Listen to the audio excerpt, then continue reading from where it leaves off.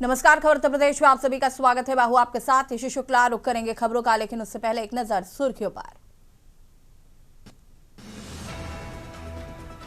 UP के किसानों को मिलेगा आज प्रधानमंत्री किसान सम्मान निधि। प्रधानमंत्री मोदी कोयंबटूर से जारी करेंगे 21वीं किश्त। संभल में जामा मस्जिद बनाम हरिहर मंदिर सर्वे का 1 साल पूरे होने पर जिले में अलर्ट। 19 मजिस्ट्रेट तैनात, 3 लेयर की सुरक्षा। यूपी में सभी एक्सप्रेस वे पर मिलेगी फूड कोर्ट और ईवी चार्जिंग की सुविधा। रेस्ट के लिए खोले जाएंगे कम बजट वाले होटल। यूपी पंचायत चुनाव में फर्जी मतदाताओं पर नजर रखेगा मोबाइल ऐप। कैप्चर होगी वोटरों की फोटो। यूपी में ट्रेनों पर अभी से कोहरे का संकट। 3 माह के लिए निरस्त की गई 16 मेमो और पैसेंजर गाड़ियां। हवा का रुख बदलते ही उत्तर प्रदेश में चढ़ने लगा तापमान। आज से रात के तापमान में भी होगा बदलाव। आप देख रहे हैं के न्यूज, खबरों का सारथी। और लखनऊ से खबर आपको बता देते हैं, मुख्यमंत्री योगी आदित्यनाथ आज करेंगे सूचना विभाग की बैठक। सूचना विभाग के अफसरों के साथ सीएम बैठक करेंगे। सिंचाई विभाग की कार्य योजनाओं की समीक्षा करेंगे सीएम। 11 बजे सिंचाई विभाग के अफसरों के साथ करेंगे समीक्षा। नमामि गंगे पाइप पेयजल योजनाओं की डीपीआर की करेंगे समीक्षा।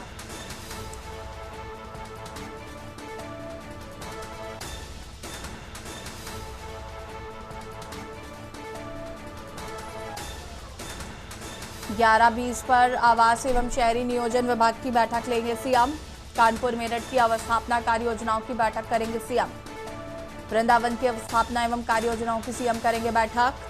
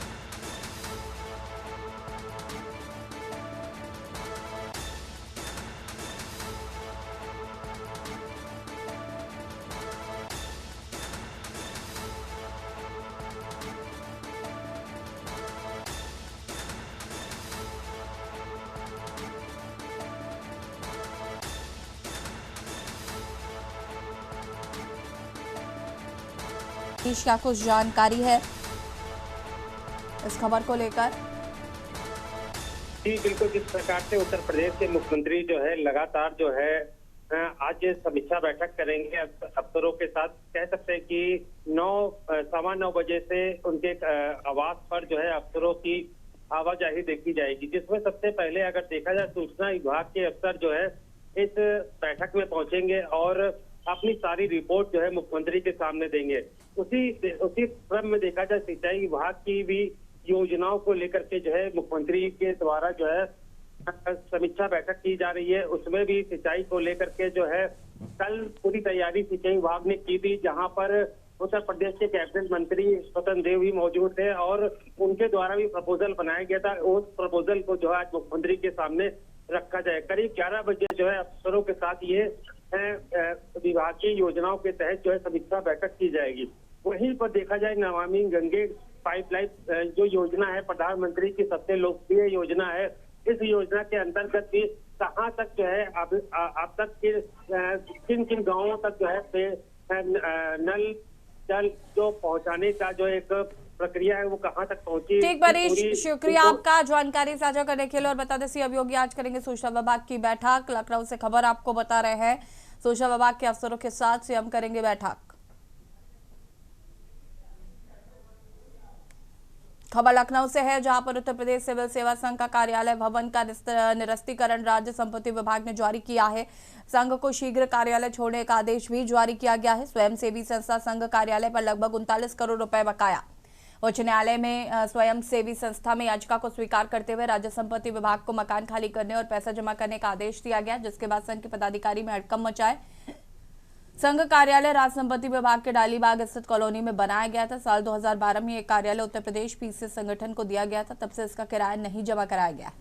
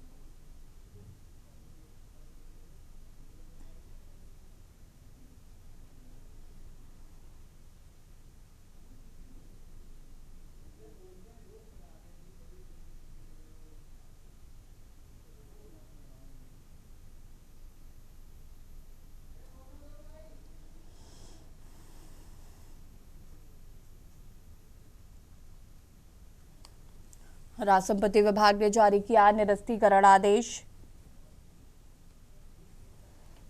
सिविल सेवा संघ का कार्यालय भवन का निरस्तीकरण।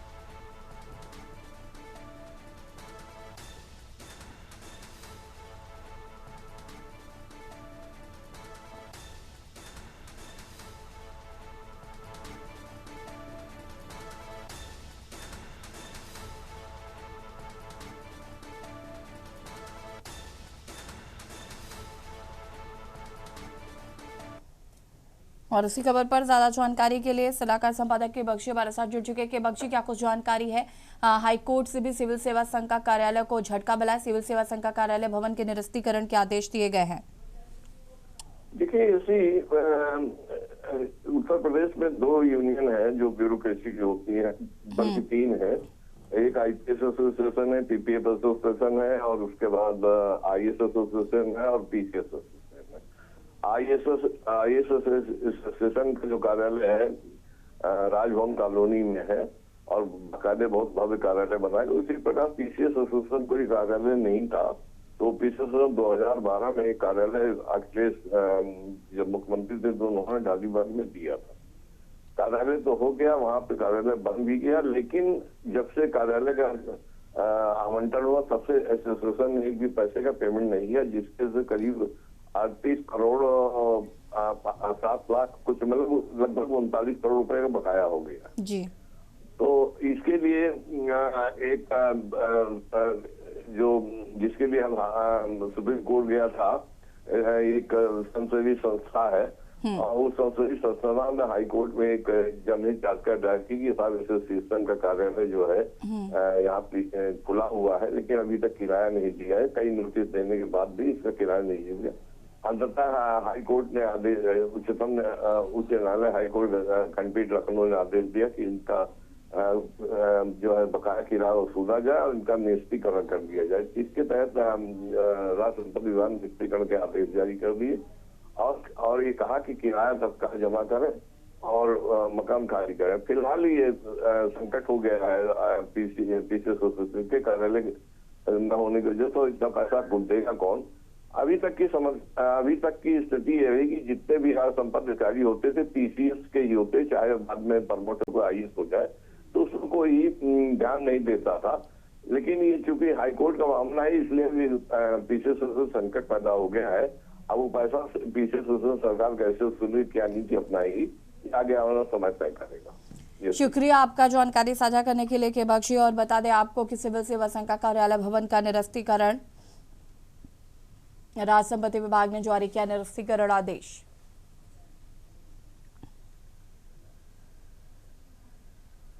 और लखनऊ से खबर आपको बता देते हैं, जहां पर कोहरे के सीजन में रेलवे ने बड़ा फैसला लिया है। 1 दिसंबर 28 फरवरी तक 16 मेमू पैसेंजर ट्रेनें निरस्त कर दी गई हैं। लखनऊ बरेली रूट से निकलने वाली ट्रेनें निरस्त। उत्तर रेलवे मुरादाबाद मंडल ने जारी की आधिकारिक सूचना। लगातार बढ़ते कोहरे के चलते ट्रेनों का संचालन प्रभावित। निरस्तीकरण से दैनिक यात्रियों की परेशानी बढ़ेगी।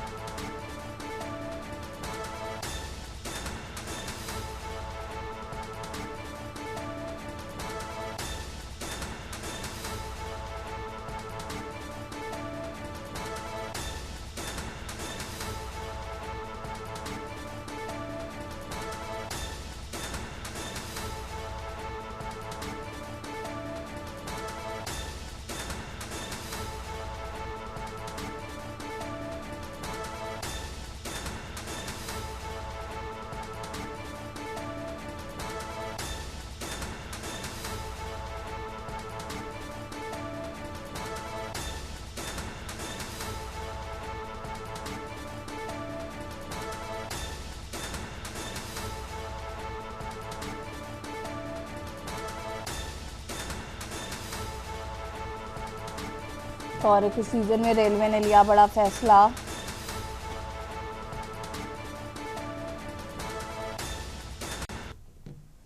लखनऊ से खबर, जहां पर मामूली बात पर ई रिक्शा चालक से मारपीट। कार चालक ने ई रिक्शा चालक को पीटा। खुर्रम नगर चौकी के पास हुई मारपीट। घटना के बाद हंगामे का वीडियो वायरल।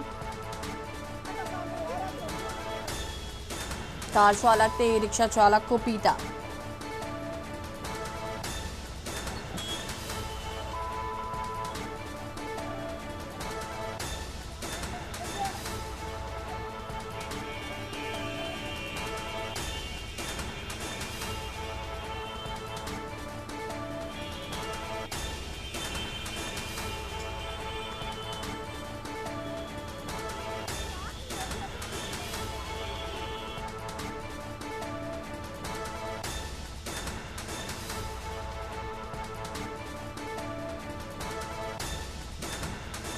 घटना के बाद हंगामे का वीडियो वायरल।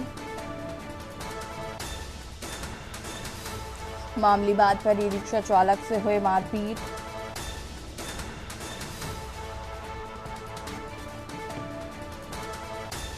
खुर्रम नगर चौकी के पास हुई मारपीट।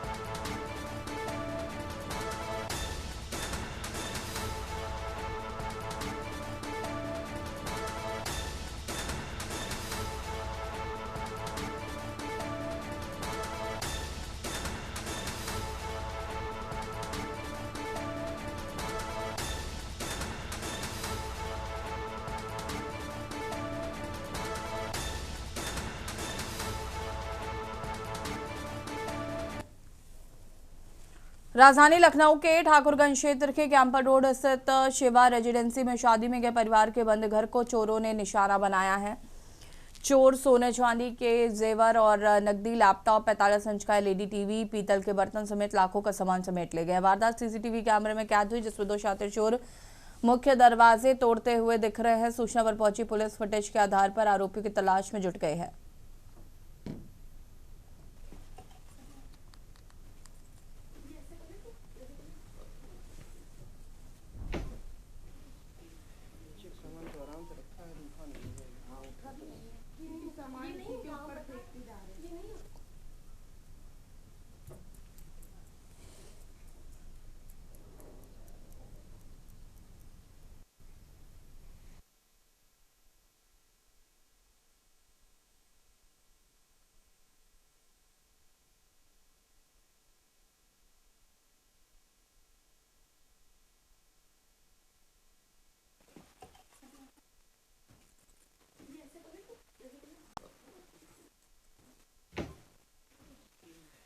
सामान तो आराम से रखा है, उठा नहीं है। हाँ उठा तो नहीं है, सामान इसी के ऊपर फेंकते जा रहे हैं।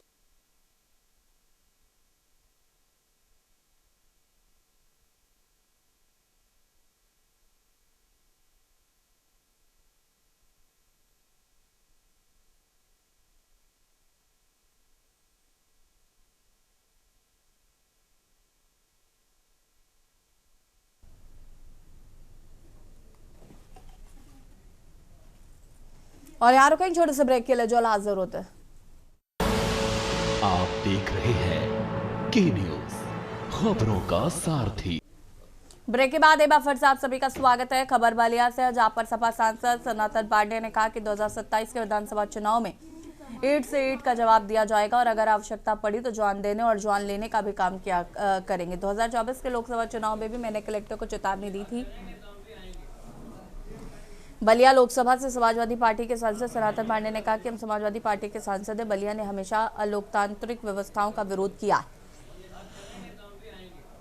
जब इस देश में अंग्रेजों का शासन था उस समय हिंदुस्तान में कोई खड़ा हुआ या नहीं हुआ, लेकिन प्रथम व्यक्ति इसी बलिया के मंगल पांडे खड़े हुए और अंग्रेजों की हुकूमत का विरोध करने का काम किया। भारतीय जनता पार्टी इस देश को अलोकतांत्रिक तरीके से चला रही है। भारतीय जनता पार्टी जो वादा करती है उसको पूरा नहीं करती।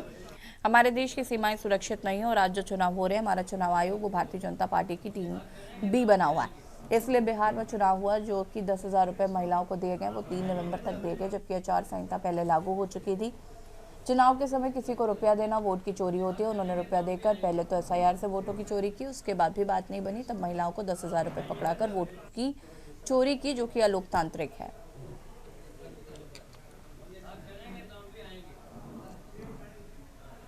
हम समाजवादी पार्टी से सांसद हैं बलिया से। बलिया हमेशा जो है अलोकतांत्रिक व्यवस्थाओं का विरोध किया है। जब इस देश में अंग्रेजों का शासन था उस समय हिंदुस्तान में कोई खड़ा हुआ या नहीं हुआ, प्रथम व्यक्ति जो है जनपद बलिया की धरती से मंगल पांडे खड़ा हुए और अंग्रेजों की हुकूमत उन्होंने विरोध करने का काम किया था। भारतीय जनता पार्टी जो है देश को अलोकतांत्रिक तरीके से चला रही है। भारतीय जनता पार्टी से वादा करती है, किसी चीज को पूरा नहीं करती।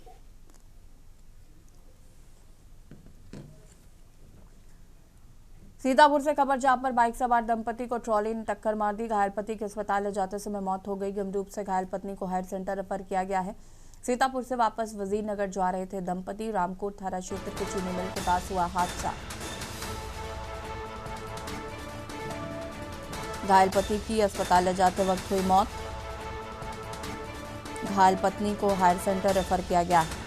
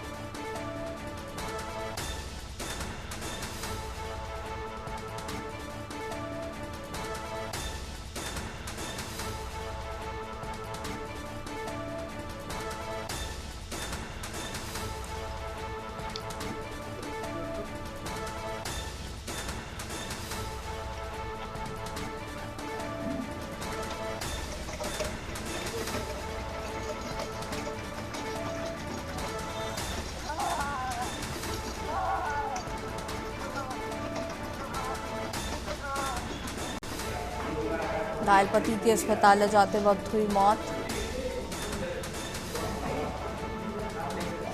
गंभीर रूप से घायल पत्नी को हायर सेंटर रेफर किया गया।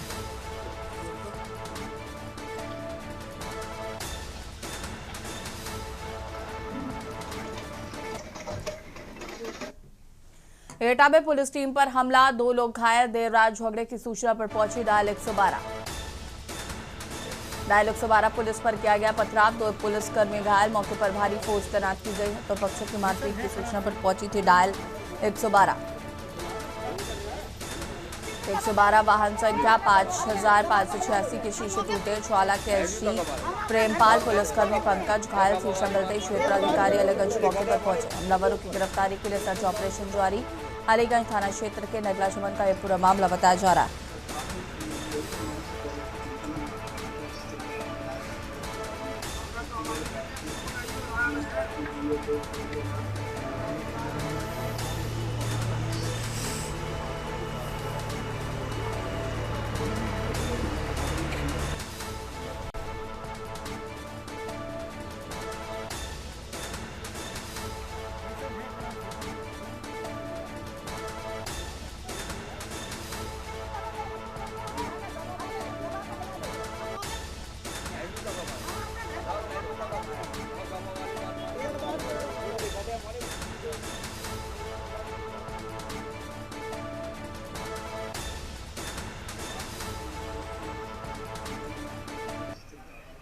और इसी बीच आपको लखनऊ से खबर बता देते हैं। लखनऊ से खबर, गुडम्बा क्षेत्र के 23 नंबर चौराहे पर लगी आग। लखनऊ से खबर,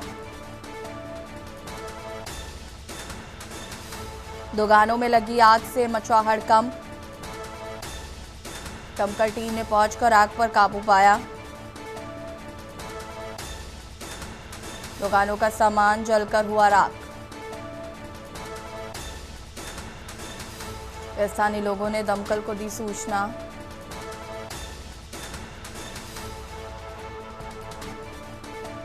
गुडम्बा क्षेत्र के 23 नंबर चौराहे में लगी आग। दुकानों में लगी आग से मचा हड़कंप।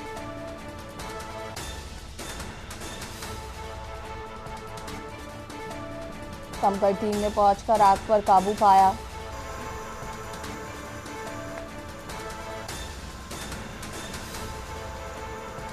दुकानों में लगी आग से मचा हड़कंप।